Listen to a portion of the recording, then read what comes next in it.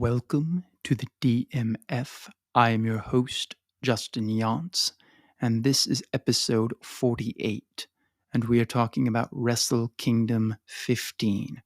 Spoilers, be warned. Right off the bat, I just want to say this is a great show. Go watch it, and then come back and listen to my review. I'm giving you my thoughts on it immediately after it happened. But yes, great show. Spoilers, be warned.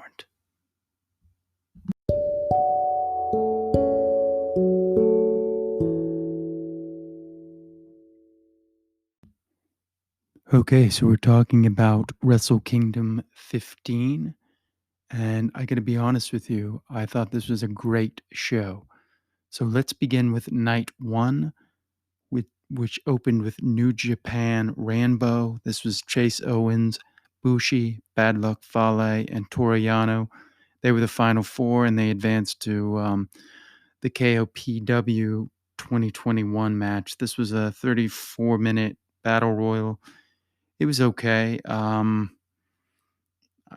didn't really enjoy it that much. I mean, Ishii was in it, so that was good. At least we got to see him somewhere in there. Maccabee was in there. Goto, um, Suzuki. I mean, those were the people that should have went to the finals, but they did not. The order of elimination was Yuji Nagata, then Minoru Suzuki, Toa Henare, Hiroki Goto, Yoshihashi, Togi Makabe, Daoki, Yujiro Takahashi, Tomohiro Ishii, who should not have been in this match, Tomaki Honma, Tenzan, Rocky Romero, Sho, Tiger Mask, Gabriel Kidd, Yuyu Umero, and Yoda Tsuji. Yeah, it was okay. So let's move on to Hiromu Takahashi, who defeated El Phantasmo. This was to remain the number one contender for the IWGP Heavyweight Championship. It wasn't bad. Wasn't my favorite, but it was a good match. It was a nice little match. I mean, Hiromu Takahashi, he kind of took it easy in this match because you knew he was going to be in the semi-main on night two. So it was a nice little warm-up match. IWGP, the tag championships were next. That was Tama Tonga and Tonga Loa with Jado. They defeated Taichi and Zack Sabre Jr. It was okay. It was a 19-minute match. Wasn't bad, but it wasn't my favorite either. Tama, jumped in. He hit Taichi with the Iron Glove, and then they hit the ape shit and pinned Taichi with to win the titles. So that was I don't know. It was okay. Night one wasn't my favorite.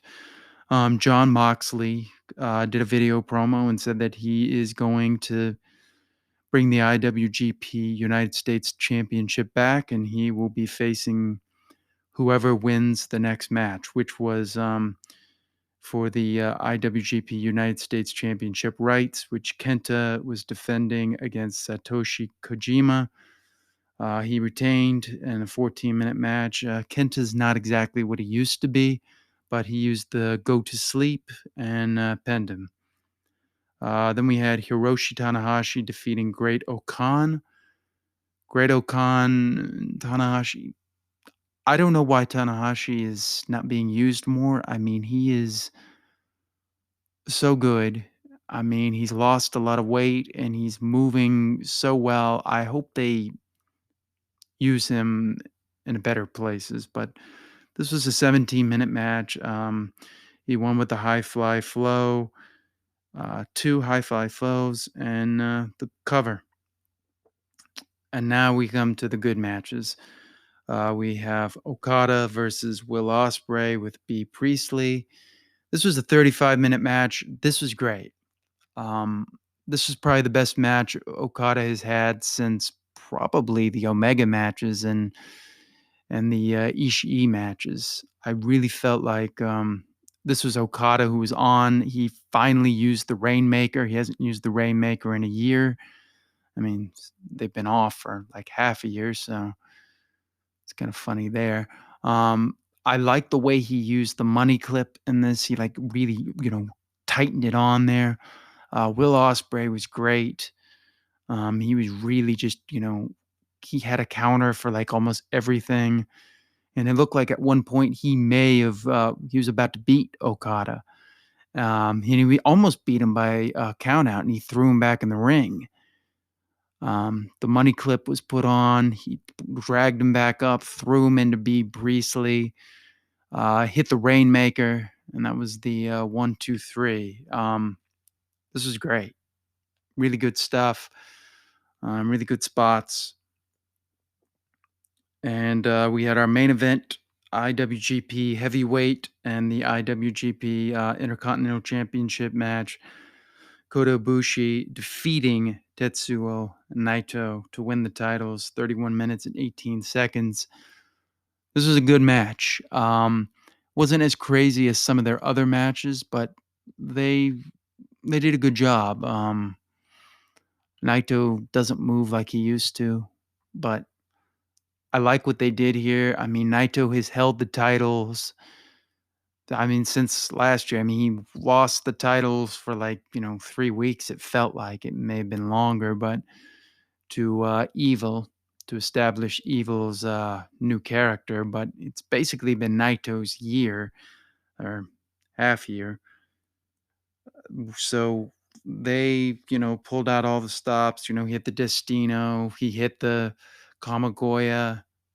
I mean, they kicked out, and it was eventually he had to hit the Kamagoya twice, and it was with the knee exposed that caused that. And so Ibushi defeats Naito, and he is the champion. Then we had Jay White come out. Jay White came out and said that be proud. You won the title, but don't get used to it because tomorrow night I'm going to beat you. I thought night one was good, but night one just didn't really do it for me. I thought night two is a much better show overall. So let's move on to night two. And I thought this was just a phenomenal show. I thought this was probably one of the best Tokyo Domes I've seen in a long, long time. It opened. They had the Stardom matches. Those were not on the New Japan World Stream. Kamitani beat Natsuwapi with the Phoenix Splash. I didn't even know these names, so I don't really watch Stardom. Giula and Siri defeated Mayua, Iwatani, and Tamina Nakano in 12-minute match. Let's get to the main card. We had the provisional KOPW 2021 championship match. Toru Yano defeated Bad Luck Fale, Bushi, and Chase Owens to win the title in 7 minutes and 24 seconds. I got to be honest with you, I didn't really care that much about this match. The IWGP Junior Heavyweight Championship, El Desperado and Yashin Abu. Kanemaru defeated Risuke Taiguchi and Master Watu with Hiroshi Tenzan. They retained the titles in 13 minutes match. This was an okay match. Wasn't my favorite.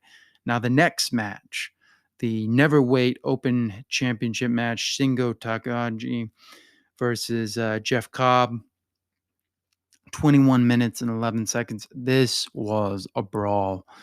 You just saw fist flying, near falls. I thought this was great. This was Jeff Cobb showed why I think he's one of the most underrated talents, and I think this year is gonna be a big year for him because he is just so good.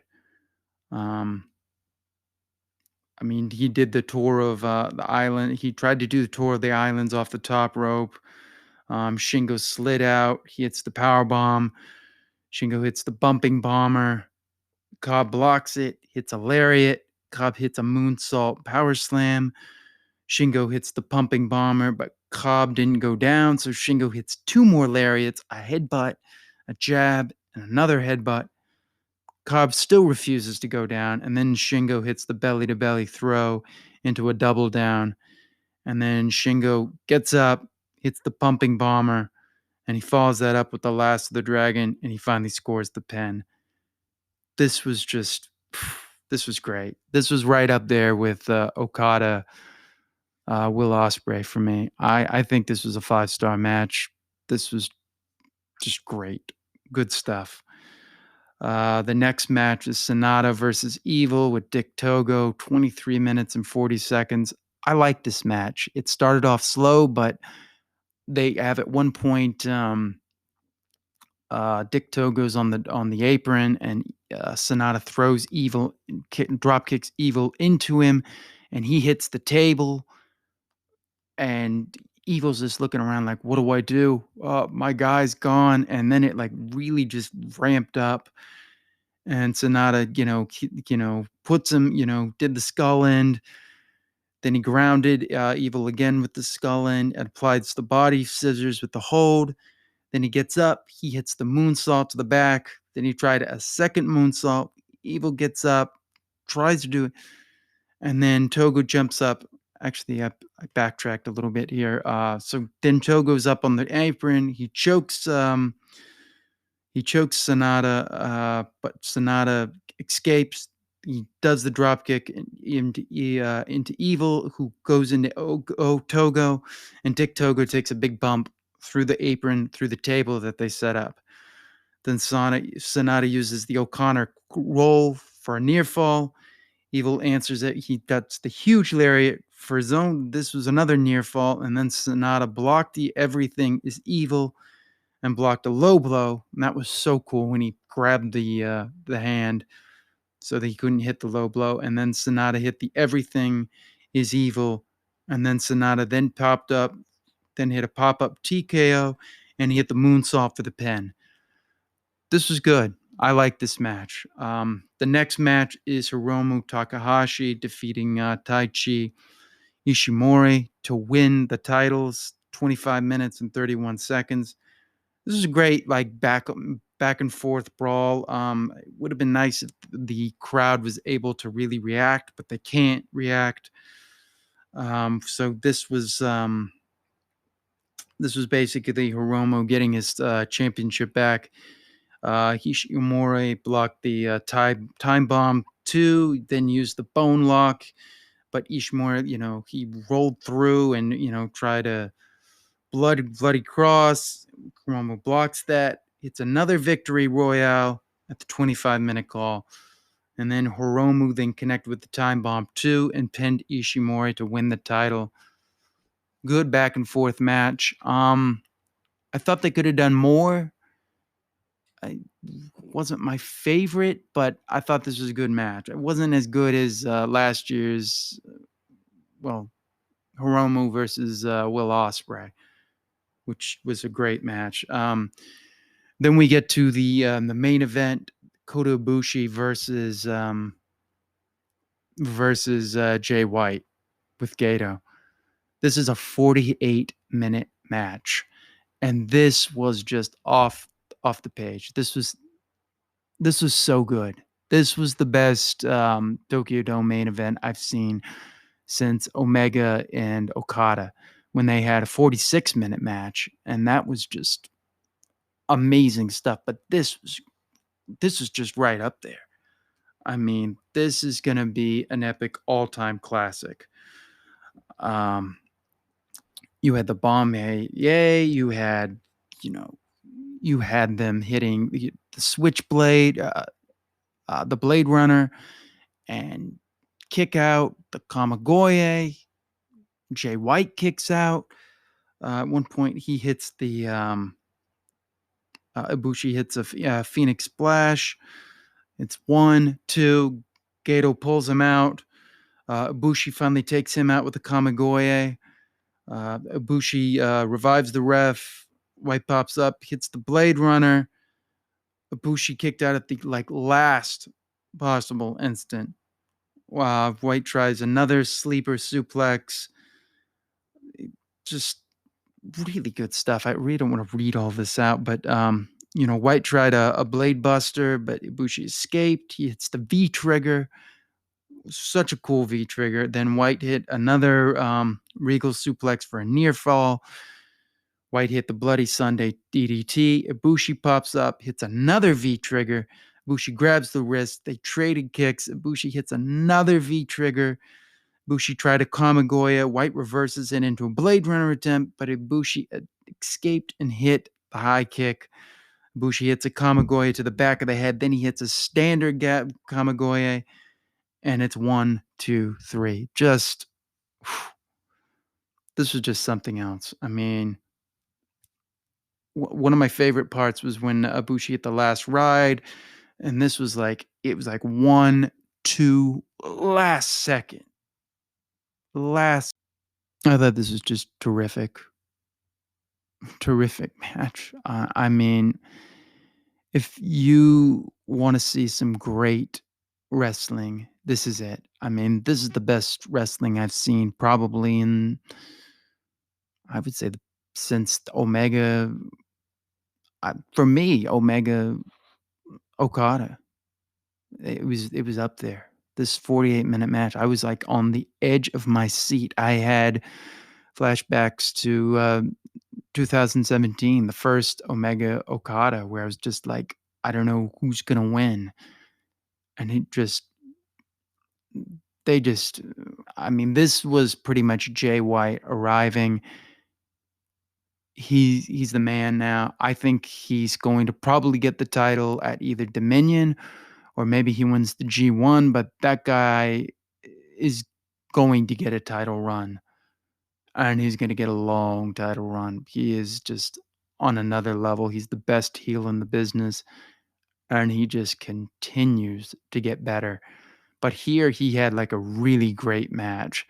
So now he can be a heel, but he also had a great match, and it even had the interference, and it didn't really hurt the match to me.